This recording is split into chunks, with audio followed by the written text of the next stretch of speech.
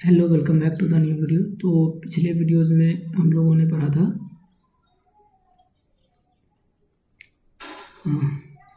यहाँ तक पढ़ा था कंडक्शन, कन्वेक्शन, रेडिएशन का जो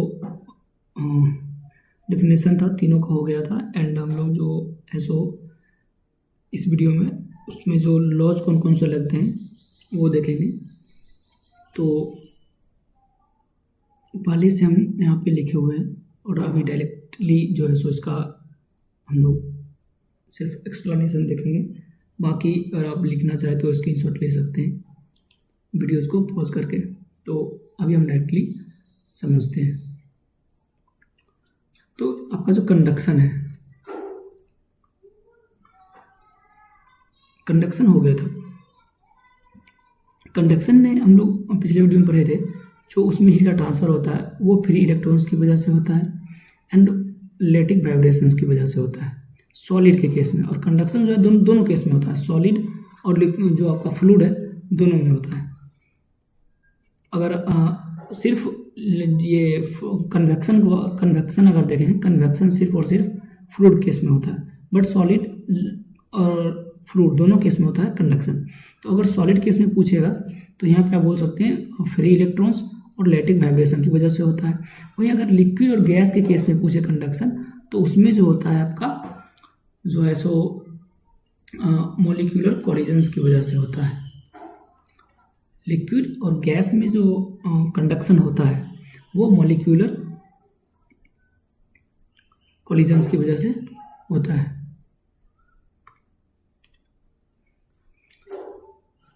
और ये जो होता है कंडक्शन, ये माइक्रोस्कोपिक लेवल पर होता है। कंडक्शन आपका माइक्रोस्कोपिक लेवल पर होता है। नेक्स्ट हम लोग अब देखते हैं कि जो कंडक्शन में जो लॉज यूज होता है वो आपका है फूरियर्स लॉ ऑफ कंडक्शन। अब फूरियर्स लॉ ऑफ कंडक्शन जो है वो मेन लॉ है कंडक्शन के लिए। और ये कहता क्या है, तो इसका स्टेटमेंट देख लेते हैं कि स्टेटमेंट क्या है। स्टेटमेंट ये फूरियर्स लॉ ऑफ कंडक्शन कहता है आपका जो हीट फ्लक्स है वो डायरेक्टली प्रोपोर्शनल होता है टेम्परेचर ग्रेडियंट के।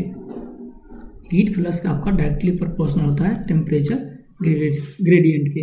यानी कि आपको जो स्मॉल क्यू है ये डायरेक्टली प्रोपोर्शनल होता है dt/dx। ये आपका हो गया टेम्परेचर ग्रेडियंट।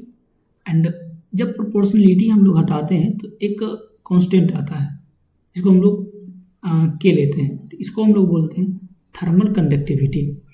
ये हम लोग माइनस में लेते हैं, क्यों आपका हीट फ्लक्स हो गया। और माइनस साइन क्या दिखाता है?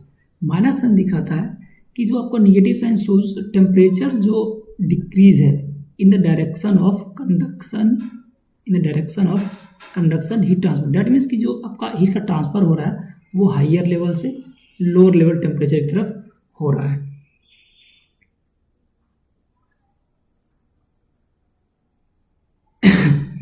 अब एक टर्म आया है कि ये टेम्परेचर ग्रेडियंट, थर्मल कंडक्टिविटी क्या है।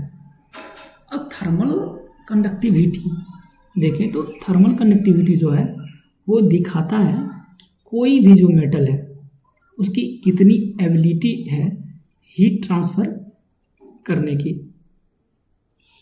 यानी कि कोई भी मटेरियल कितनी आसानी से हीट का ट्रांसफर करता है, यानी हीट कंडक्ट करता है, वो दिखाता है थर्मल कंडक्टिविटी उस मटेरियल का। अब थर्मल कंडक्टिविटी वेस्ट किसका होता है? जितना भी आपका मेटल्स होता है उसका thermal conductivity as compare to alloys of metals अच्छा होता है। एलॉयज ऑफ मेटल है, इसका थर्मल कंडक्टिविटी मेटल्स के कंपेरिजन में कम होता है। इसके कंपेरिजन में इसका जो है थर्मल कंडक्टिविटी कम होता है, यानी कि लो होता है as compare to metals. Metals के कंपेरिजन में जो है सो थर्मल कंडक्टिविटी एलॉयज का कम होता है। तो ये था आपका जो लॉ कंडक्शन में लग रहा था वो। अब हम लोग देखते हैं कन्वेक्शन। कन्वेक्शन का जो है जो डिफिनेशन हम लोग पढ़ चुके थे। अगर आपने पहला वीडियो नहीं देखा है तो वो जाके देख सकते हैं। आपको लिंक जो है सो डिस्क्रिप्शन में मिल जाएगा एंड वहाँ पे आपको व्हाट्सएप ग्रुप का भी लिंक मिल जाएगा। तो कन्वेक्शन की अगर हम बात करें तो कन्वेक्शन दो तरह का होता है, एक फोर्स्ड कन्वेक्शन, एक होता है नेचुरल कन्वेक्शन। अब फोर्स कन्वेक्शन जो होता है वो एक्सटर्नल हमको जो है सो देना पड़ता है कोई भी डिवाइस से, तो वहाँ पे हम लोग फैन और पंप का यूज़ करते हैं। जो एक्स्ट्रा हम लोग फोर्स लगाते हैं हीट के ट्रांसफ़र के लिए उसको हम लोग बोलते हैं फोर्स कन्वेक्शन, और जो नेचुरली होता है उसको हम लोग बोलते हैं नेचुरल कन्वेक्शन। इसमें जो होता है बायोन्सी फोर्स की वजह से हीट का ट्रांसफ़र होता है।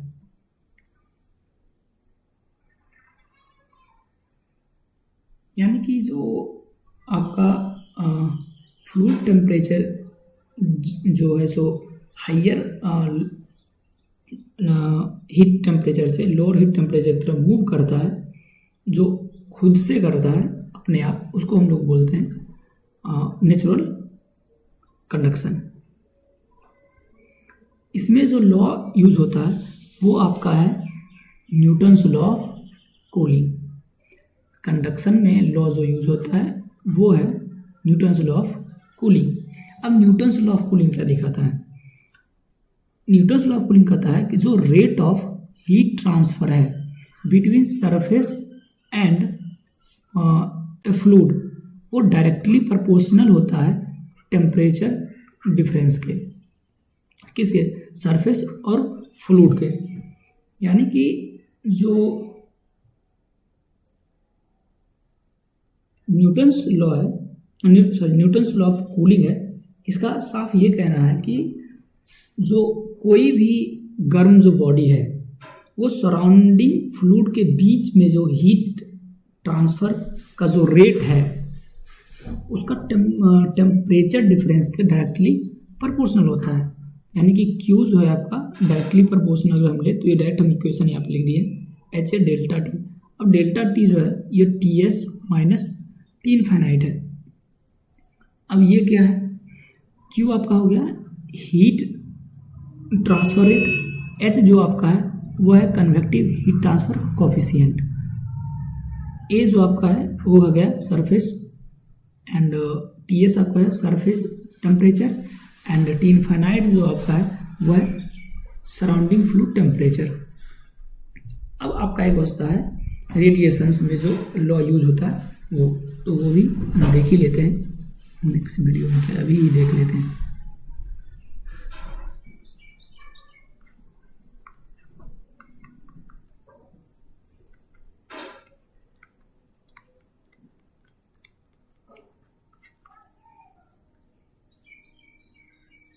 रेडिएशन जो होता है ये होता है due to electromagnetic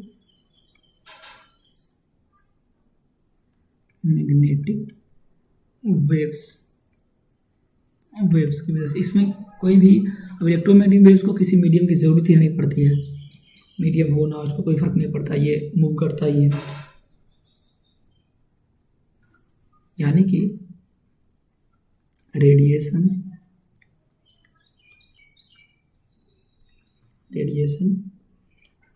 does not require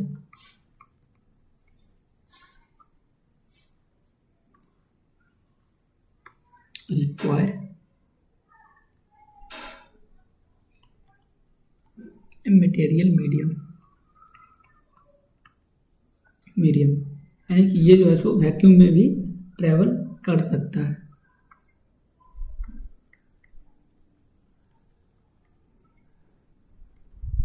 radiation can occur in vacuum.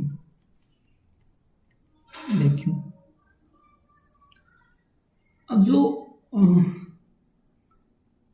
Radiation में जो लॉ यूज होता है वो आपका है स्टीफन बोल्ट्जमैन लॉ। तो हम लॉ देख लेते हैं।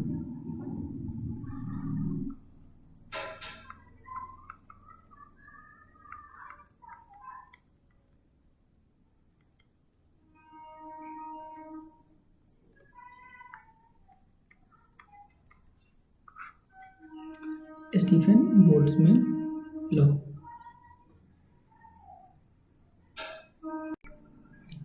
अब स्टीफन बोल्ट्जमैन लॉ कहता क्या है?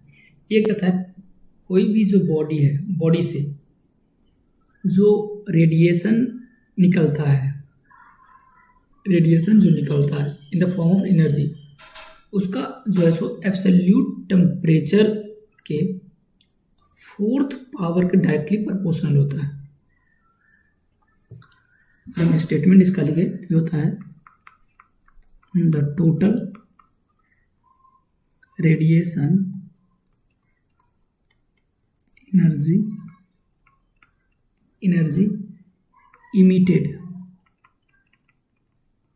emitted by a body is directly proportional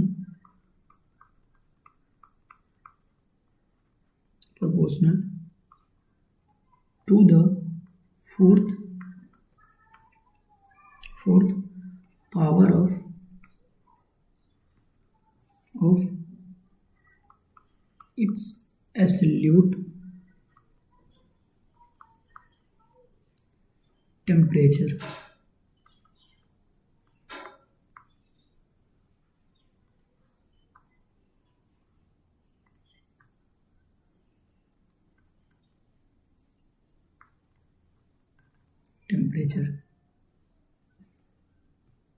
date means कि अगर हम इसका इक्वेशन देखें तो EV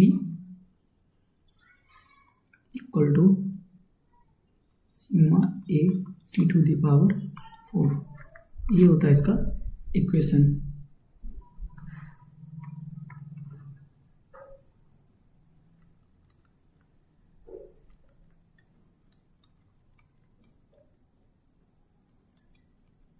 रेडिएटेड एनर्जी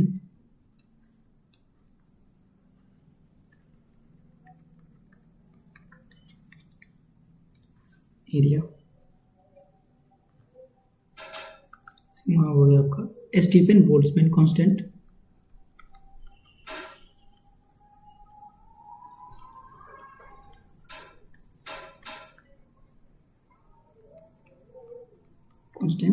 एंड इसका जो वैल्यू होता है वो होता है 5.67 into 10 to the power -8 watt per metre square kelvin to the power 4।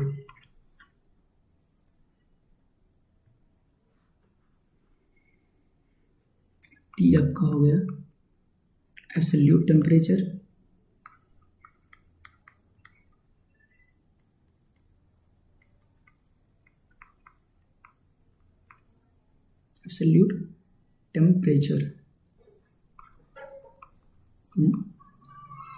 Kelvin. ये आपका हो गया surface area of surface.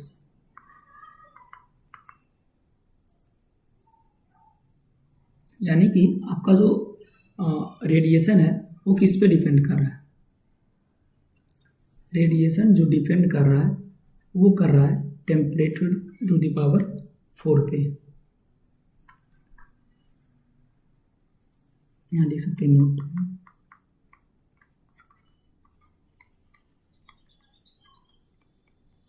Radiation depends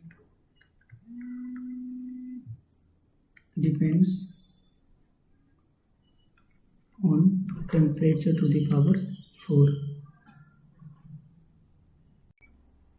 तो ये था आपका तीनों लॉ जो कंडक्शन, कन्वेक्शन एंड रेडिएशंस में होता है। तो मिलते हैं नेक्स्ट वीडियो में। जय हिंद।